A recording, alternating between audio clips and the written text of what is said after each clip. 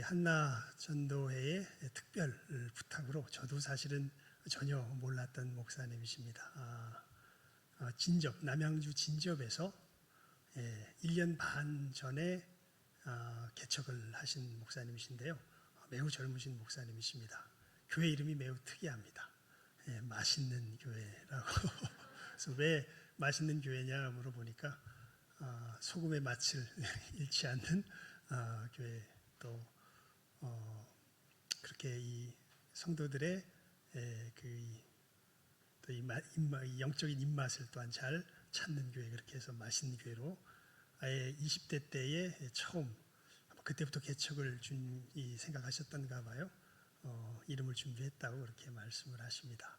젊으신 목사님인데 하나님께서 특별한 은혜를 주셔서 또 힘있게 남양주 진접에서 지금 목회하고 계시는 목사님이십니다. 우리 김성남 목사님 나오셔서 말씀 증거해 주시겠습니다.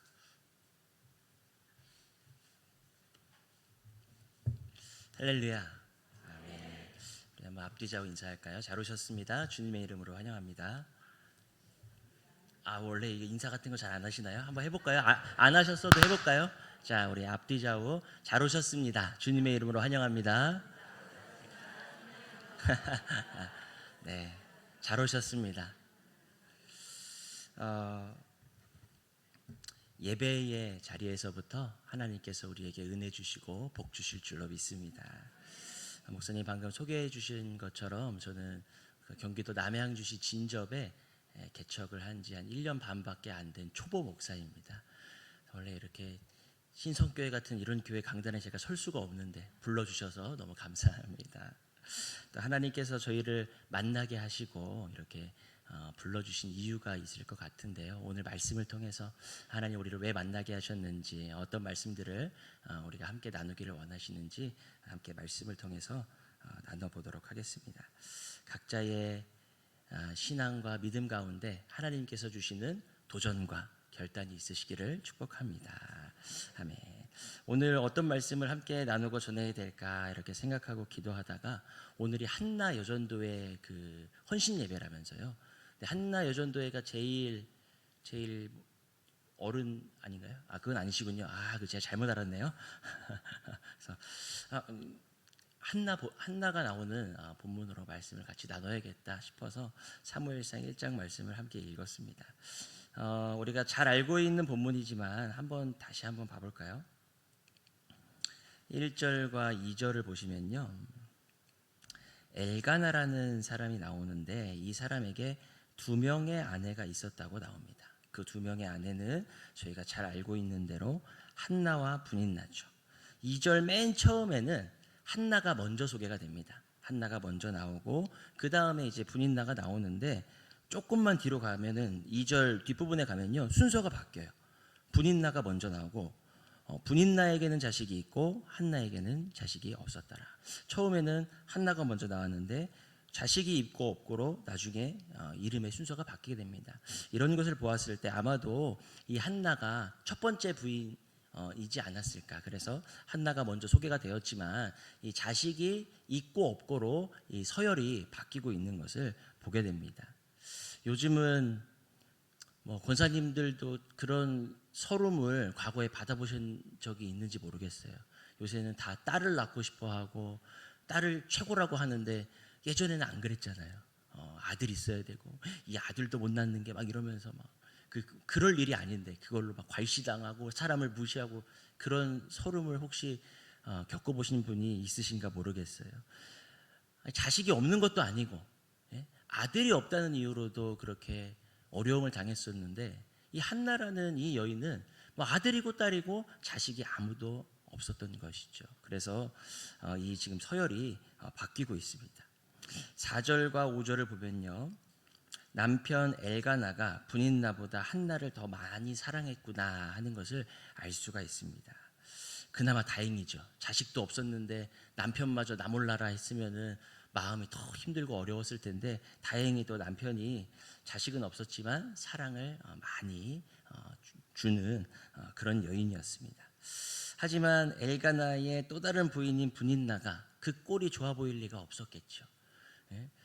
그 자녀들도요 이렇게 키워보면요, 뭐 언니랑 동생이 있고 하면은 좀 이렇게 청소년기에 아니면 좀 자라서 얘기를 들어보면요, 동생이 뭐가 서운한 게 있는 거예요. 엄마는 맨날 언니만 뭐 어떠고 저쩌고. 그럼 언니 얘기를 들어보잖아요. 언니 얘기를 들어보면요, 또 엄마는 맨날 동생만 보고 어쩌고 저쩌고. 두 사람 중에 한 사람은 그래도 좀 만족해야 되는 거 아닌가요?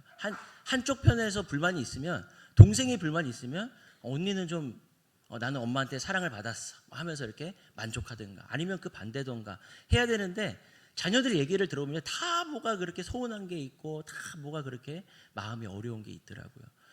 공평하게 해준다고 했는데도 불만이 있고, 예? 아쉬움이 있는데, 지금 남편은 하나인데 부인은 둘입니다. 심지어 공평하게도 안 해요. 한나에게 더 많은 사랑을, 누가 봐도 많은 사랑을 주는 것을 볼 수가 있습니다. 그러니까 분인나가 그 모습이 좋았을 리가 없겠죠. 질투가 나고 화가 나고 그랬겠죠. 그런 모습이 이제 그대로 한나를 대하는 그 태도 속에 이제 나오게 됩니다. 6절 말씀에 6절 한번 같이 읽어볼까요? 6절 시작. 여호와께서 그에게 임신하지 못하게 하심으로 그의 적수인 분인나가 그를 심히 격분하게 하여 괴롭게 하더라. 하나님께서 한나를 임신하지 못하게 하셨는데 그것 때문에 적수인 분인나가 한나를 심히 격분하여 괴롭게 했다. 적수라고 그렇게 표현을 합니다. 그러니까 분인나와 한나는 한 집에서 살고는 있지만 이렇게 가족이라기보다는 이렇게 적군처럼 내가 쓰러뜨려서 이겨야 되는 그런 적과 같은 적수였다는 그런 관계였다는 것이죠. 적과 함께 한 집에서 살려니 얼마나 마음이 괴로웠겠습니까? 내가 좋아서 내가 선택한 내 배우자랑 사는 것도 마음이 잘 안 맞고 힘들 때가 있는데, 적수랑 한 집에서 살려니 저는 그 상황만 생각을 해도 아까 점심에 먹은 게 막 얹힐 것 같아요.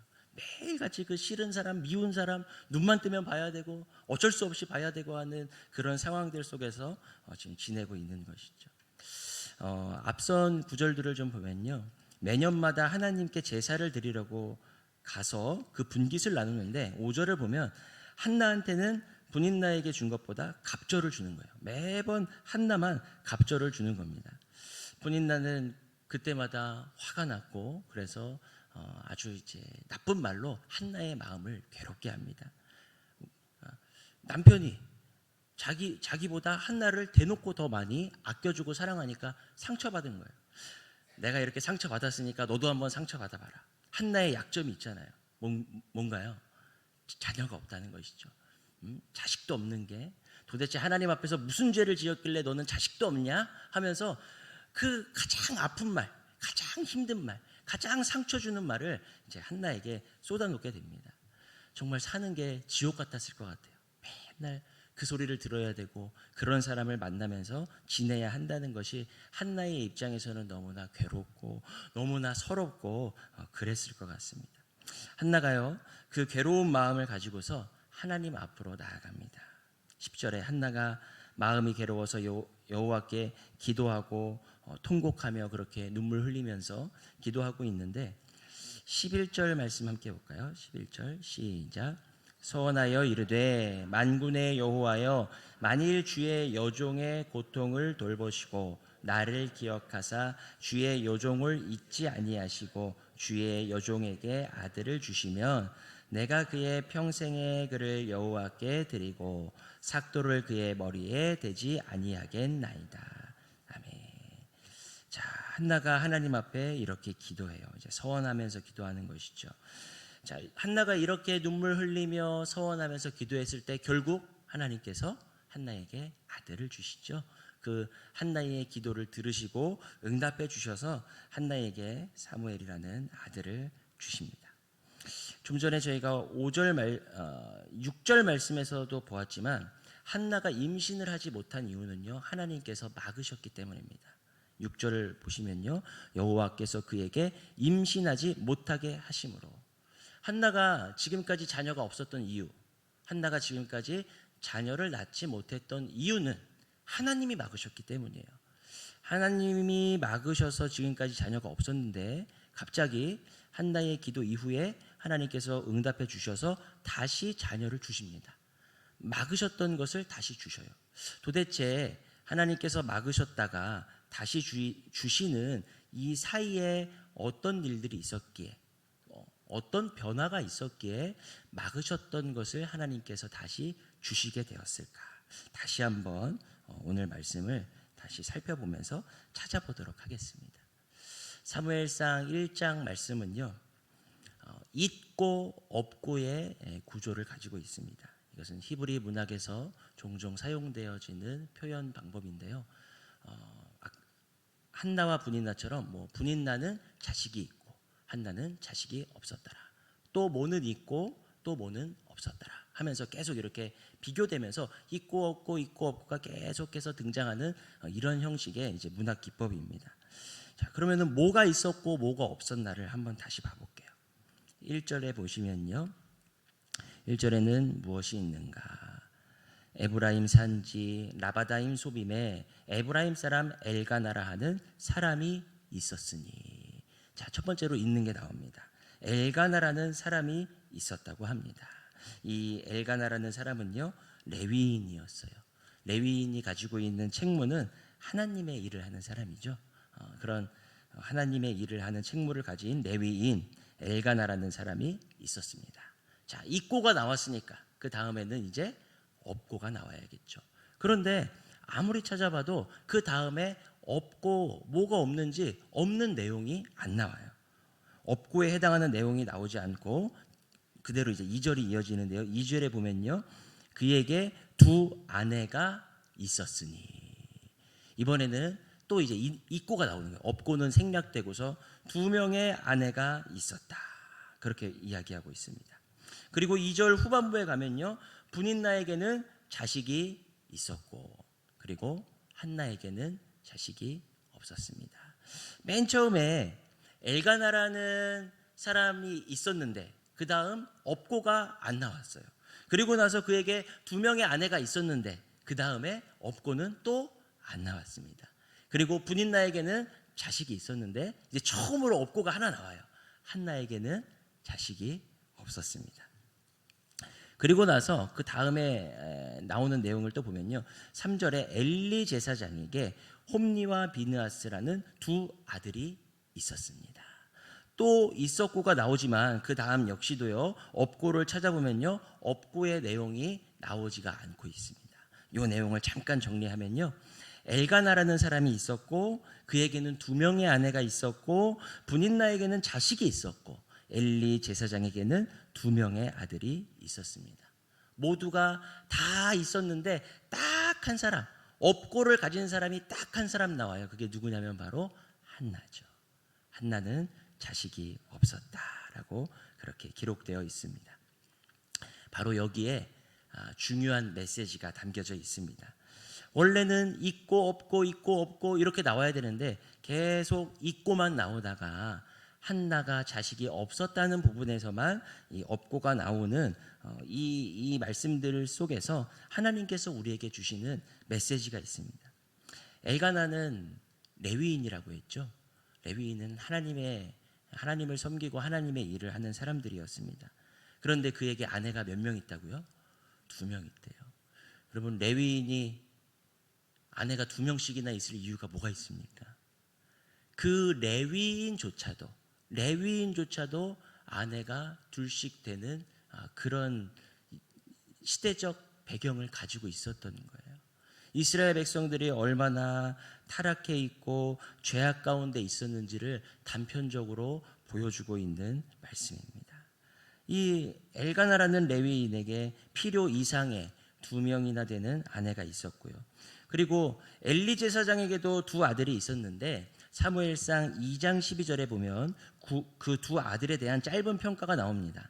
엘리의 아들들은 행실이 나빠 여호와를 알지 못하더라. 엘리가 제사장이니까 그렇기 때문에 그의 두 아들 또한 아버지의 뒤를 이어서 제사장의 직무를 감당해야 했는데요. 그런데 제사장임에도 불구하고 하나님을 알지도 못할 뿐더러 행실까지도 나빴다고 성경은 그렇게 기록하고 있습니다. 그러니까 마찬가지로 지금 이 사무엘상 1장이 쓰여지고 있는 이 시대가 얼마나 악하고 타락해 있었는지를 고발하고 보여주고 있는 그런 말씀입니다.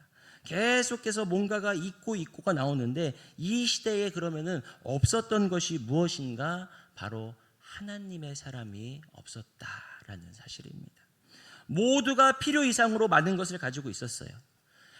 모든 사람이 지금 이 사무엘상 1장에 등장하는 모든 사람들이 다 뭔가를 가지고 있습니다. 그런데 하나님은 하나님의 사람이 한 사람도 없었다라는 것을 이 없고가 생략되어 있는 부분에 그것을 다 녹여 놓으신 거예요.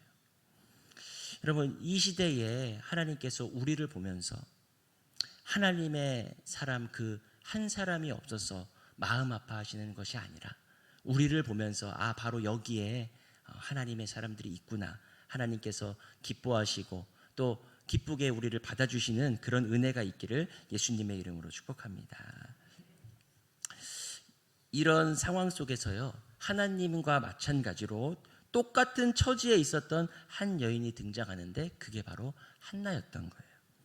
하나님은 하나님의 사람이 없는 그 시대에 하나님의 사람이 한 사람도 없는 그 상황들을 보면서 너무나 마음이 아프고 안타까운 그런 심정을 가지고 있었는데, 많이도 아니고 딱 한 사람, 하나님의 마음을 알고 하나님의 마음을 기쁘게 하고 하나님께 영광을 돌리는 딱 그 한 사람만 있었으면 좋겠는데 그 한 사람이 없어서 마음이 괴로워하고 하나님의 마음을 아프게 하는 이 시대 속에서 이 한나라는 여인이 눈물 흘리고 통곡하고 절규하고 있는 이 모습은 하나님의 모습과 닮아 있는 거예요.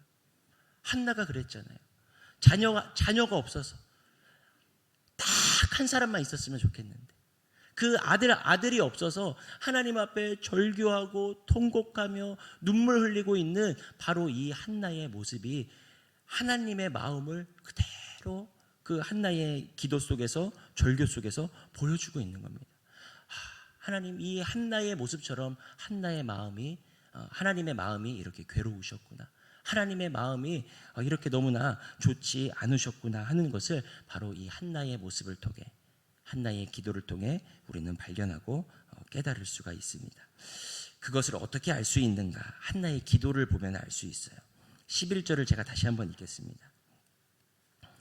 서원하여 이르되 만군의 여호와여, 만일 주의 여종의 고통을 돌보시고 나를 기억하사 주의 여종을 잊지 아니하시고 주의 여종에게 아들을 주시면 내가 그의 평생의 그를 여호와께 드리고 삭도를 그의 머리에 대지 아니하겠나이다. 아멘. 여러분, 한나가 괴로운 이유는 자식이 없기 때문에 괴로움을 당하고 있는 겁니다. 근데 하나님이 자식을 주셨으면은 그 자식을 잘 키워야죠. 잘 옆에 끼고서 키우면서 봐라, 나도 자식 있지? 하나님 앞에 무슨 죄를 지었길래 자식이 없냐고, 봐라, 나도 자식 있다, 나도 아들 낳았다 하면서 옆에 끼고 다니면서 보여줘야죠. 그런데 하나님께서 나에게 아들을 주시면 그 아들을 다시 하나님께 드리겠다는 거예요. 한나가 내 아들, 내 자녀 한 사람이 없어서 그렇게 절규하며 눈물 흘리며 기도할 때에 그 기도하는 가운데 하나님의 마음을 알게 된 거예요. 하나님의 마음이 이런 마음이시겠구나. 하나님의 심정이 이런 마음이시겠구나. 하나님, 나에게 아들을 주시면요, 내 아들을 하나님의 사람으로 드리겠습니다. 평생에 하나님 앞에 헌신하는 하나님의 사람으로 제가 바치겠습니다. 하나님의 심정을 알았기에, 하나님의 마음을 깨달았기에 이 한나는 그냥 단순히 나에게 아들을 주십시오, 그러면 보통 서원은 무슨 자녀를 드리는 것이 아니라 다른 예물들로, 보통 하나님께 제사를 지내는 다른 예물들로 소나 양이나 이런 것들로 서원을 하기 마련인데 이 아들을 하나님께 드리겠다고 그렇게 서원하고 있는 것이죠. 하나님의 마음을 깨달았기 때문입니다. 여러분, 우리도 하나님의 마음을 가지고 살아갈 수 있기를 바랍니다. 하나님이 눈물 흘리시는 것을 보면서 우리도 함께 눈물 흘릴 수 있고, 하나님의 시선이 머무는 곳을 보면서 우리의 시선이 머물게 되고, 하나님께서 하찮게 여기시는 것들을 보면서 우리도 하찮게 여길 수 있는 하나님의 마음, 하나님의 심정을 가지고 살아가는 저와 우리 모두가 되시기를 예수님의 이름으로 축복합니다. 여러분, 때로는요 어떤 말로도 위로가 되지 않는 순간이 있더라고요. 제가 부교육자로 사역했던 교회에서 한 권사님이 아들을 먼저 떠나보내셨어요. 사고로 아들이 이제 먼저 죽었는데, 이 권사님이 얼마나 마음이 안타깝고 괴로우신지 아무도 만나려고 하지 않으시는 거예요. 그냥 자기 방에 틀어박혀서 방 밖으로 나오지를 않으시는 거예요. 친하게 지내던 집사님이 오셔도, 목사님이 신방을 오셔도 아무도 만나기를 거부하고서 그 방 안에 그렇게 있었습니다. 몇 주를 그렇게 있으셨어요. 근데 한 권사님이 집에를 찾아오셨습니다. 근데 이 권사님께는 방문을 열어주시더라고요. 그리고 들어간 지 얼마 안 돼서 손을 붙들고 두 분이 함께 나왔습니다.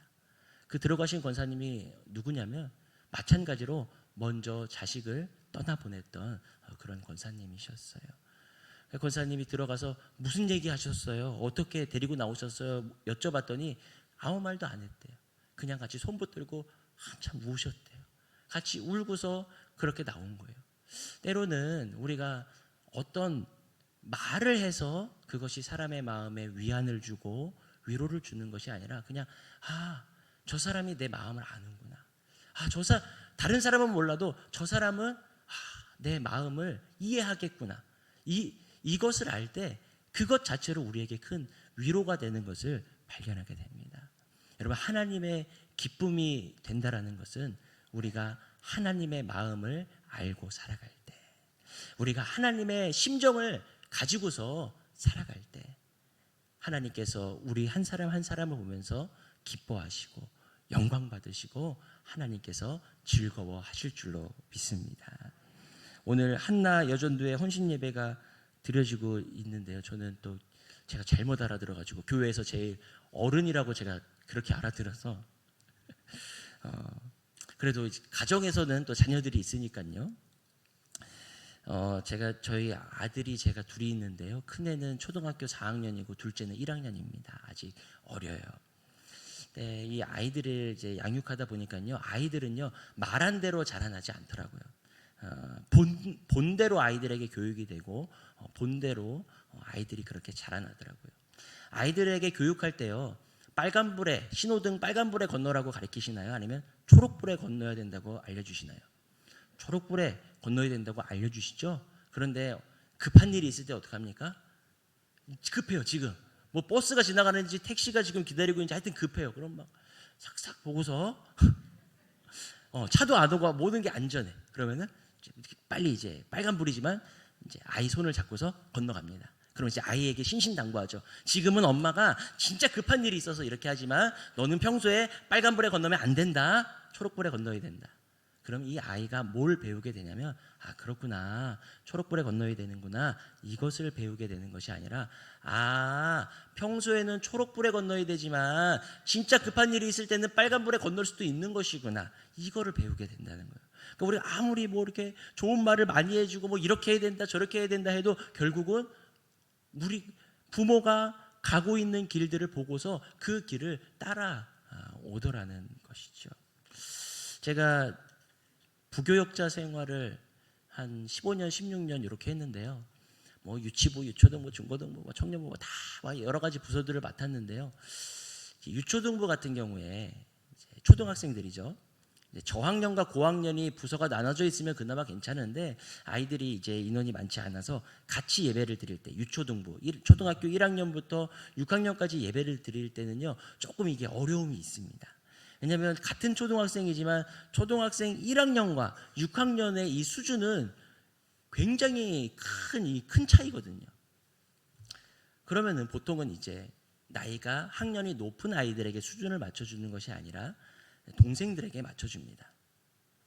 쉽게 해도 고학년들은 알아들을 수 있지만 어렵게 하면 동생들이 못 알아듣잖아요. 그러니까 이제 동생들에게 맞춰서 이제 예배를 인도하는 거예요. 그러면 5학년, 6학년 정도 되면 애들이 시시해요. 저 시시해서 하기 싫어요. 저 율동 안 할 건데요. 재미없어요. 하면서 애들이 잘 안 따라하고 안 하려고 해요.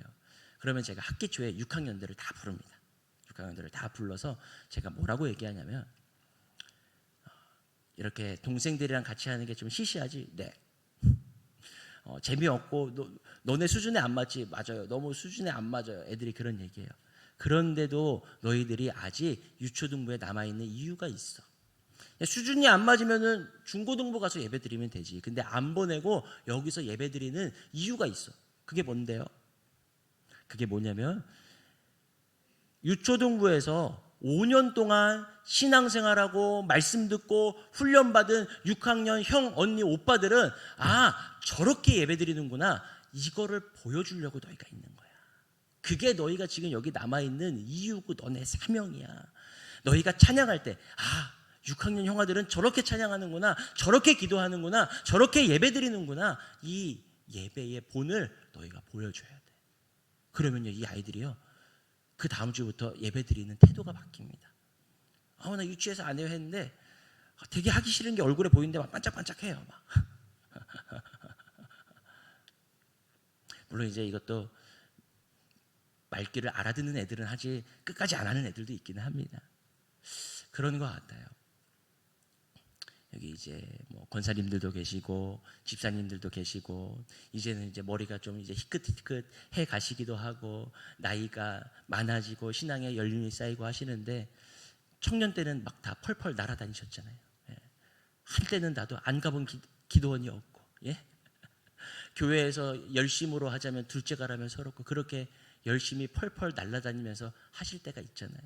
오늘 헌신 예배를 드리는데 뭐 이런 거 헌신은 좀 젊은 사람들이 해야 되는 거 아닌가?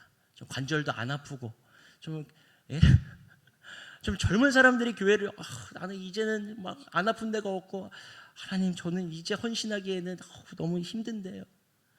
여러분 우리가 하나님 앞에 부름을 받는 그 순간까지 우리가 해야 될 헌신은요 제가 6학년 아이들에게 이야기했던 그 헌신을 여러분이 하셔야 됩니다. 어떻게 저런 상황 속에서 권사님은 저렇게 기도하시지? 나 같으면 기도도 안 나왔을 것 같은데 역시 우리 교회 권사님은 다르다. 어떻게 저 집사님은 저렇게 하시지? 나 같으면 바로 멱살 붙들고 싸웠을 텐데 참 우리 교회 집사님은 그냥 나이만 드신 게 아니라 저렇게 신앙생활은 저렇게 하는 것이구나. 여러분의 뒤를 따라오는 신앙의 후배들에게 그리고 가정에서 여러분을 보고 자라오는 자녀들과 손주들에게 신앙의 모범이 될 수 있는 그 사명을 붙들고 살아갈 수 있는 여러분 되시기를 바랍니다. 하나님 앞에서 우리가 부르심을 받는 그 순간까지 70이 됐든 80이 됐든 100살이 됐든지 간에 오늘도 나에게 그 사명 감당하라고 오늘 하루를 허락해 주셨군요. 하나님 제가 신앙의 본을 보이겠습니다. 지금 엄마가 급한 일이 있어서 잠깐 빨간불에 건너지만 너는 초록불에 건너야 된다. 그것이 아니라 진짜 그리스도인은 저렇게 예수님 믿는구나. 나도 나이가 들면 꼭 우리 교회 암흑의 권사님 같은 모습이었으면 좋겠다. 이 교회의 젊은이들이 가정의 자녀들이 여러분을 보며 어떤 신앙의 길을 걸어가야 할지를 발견하고 도전받게 되기를 축복합니다. 오늘 한나의 이 말씀을 통해서 하나님의 심정을 가지고서 기도했을 때 분명히 하나님이 막으셨는데 하나님이 다시 열어주셨어요. 이 가운데 어떤 변화가 있었는가? 한나가 하나님의 마음을 알게 됐고 깨닫게 됐고 그래서 나에게 아들을 주시면 다시 하나님께 드리겠다는 헌신으로까지 이어질 수가 있었던 것입니다. 여러분 우리가 하나님의 마음을 가지고 살고 하나님의 마음을 가지고서 살아간다는 것은 어떤 것인지 하나님의 마음을 가지고서 예배하며 또 하나님 앞에 기도하며 살아간다는 것은 어떤 것인지 신앙의 본을 보여주실 수 있는 여러분 되시기를 축복합니다. 그래서 이 시대에 이 사무엘상 1장 이때는 하나님의 사람 한 사람이 없어서 하나님 마음이 아팠잖아요. 어떻게 한 사람이 없을까? 오늘날 이 시대에 하나님 바로 이곳에 바로 여기에 신성교회가 있습니다. 하나님 이 신성교회 안에 바로 우리가 있습니다. 하나님의 마음을 가지고 살아가기를 소원하는 바로 우리가 여기 있습니다. 여러분의 나이와 상관없이 하나님 앞에 다시 한번 헌신하며 살아가기로 마음에 결심하고 작정하시기를 예수님의 이름으로 축복합니다. 한나의 이 헌신을 하나님 사용하셔서 사무엘이라는 위대한 선지자가 나올 수 있었던 것처럼 여러분의 헌신을 통하여서 신성교회 가운데 이 지역사회 가운데 하나님의 뜻이 이루어지고 하나님께서 영광 받으시고 잃어버린 한 영혼이 주님께 돌아오게 되는 귀하고 복된 역사가 있을 줄로 믿습니다. 아멘. 제가 기도하겠습니다.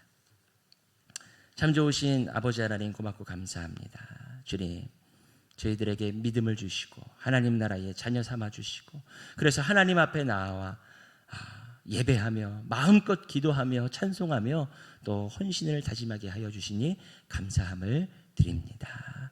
우리에게 허락하신 매 순간순간마다 뒤따라오는 신앙의 후배들에게 믿음의 본을 보여줄 수 있는 신앙의 본을 보여줄 수 있는 저희들이 되게 하여 주시옵시고 하나님 우리의 헌신을 들어 사용하여 주셔서 하나님 영광 받아 주시며 이 지역사회 가운데 우리 신성교회 가운데 귀하고 복된 하나님의 역사를 날마다 발견할 수 있도록 주님 도우시고 역사하여 주시옵소서. 하나님이 아니고서는 도저히 설명될 수 없는 놀라운 하나님의 은혜를 날마다 누리는 우리 모두가 되게 하여 주시옵소서. 감사드리며 예수님의 이름으로 축복하며 기도합니다. 아멘.